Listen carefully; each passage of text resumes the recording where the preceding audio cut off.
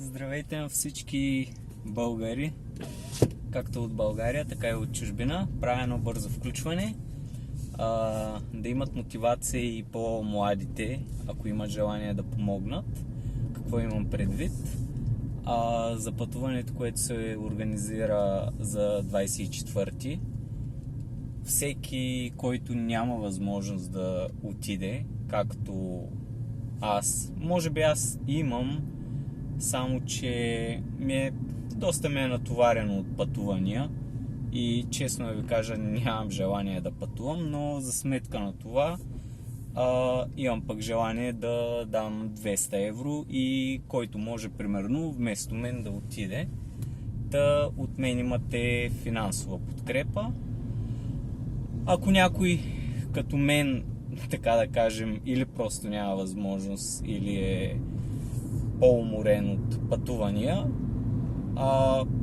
бих така, да не казвам съвета, бих насърчил, помогнете поне финансово, да има някой да отиде поне на ваше място. Колкото повече хора има, по-добре.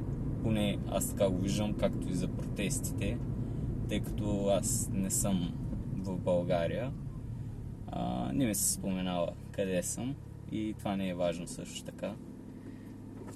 Искам просто да насърча така хората, които имат желание да помогнат, нека да помогнат и сколкото могат, разбира се. Предполагам, че и 5 и 10 евро биха били напълно добре дошли в крайна сметка.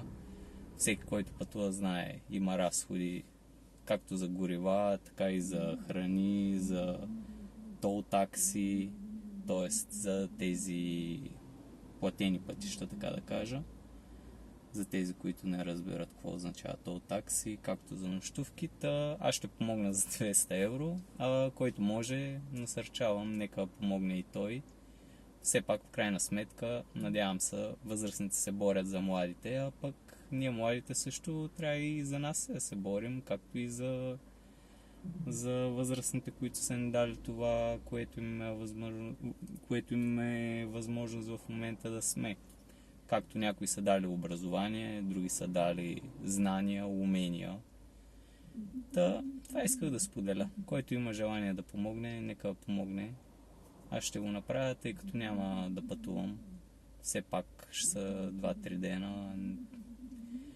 На нова работа съм и не искам така да кажа, да го правя към момента. И в интерес на истината, ако има избори, надявам се да има скоро избори, да мога поне на изборите от чужбина да мога да взема 1-2 дена почивни, тъй като аз като цяло нямам почивни дни.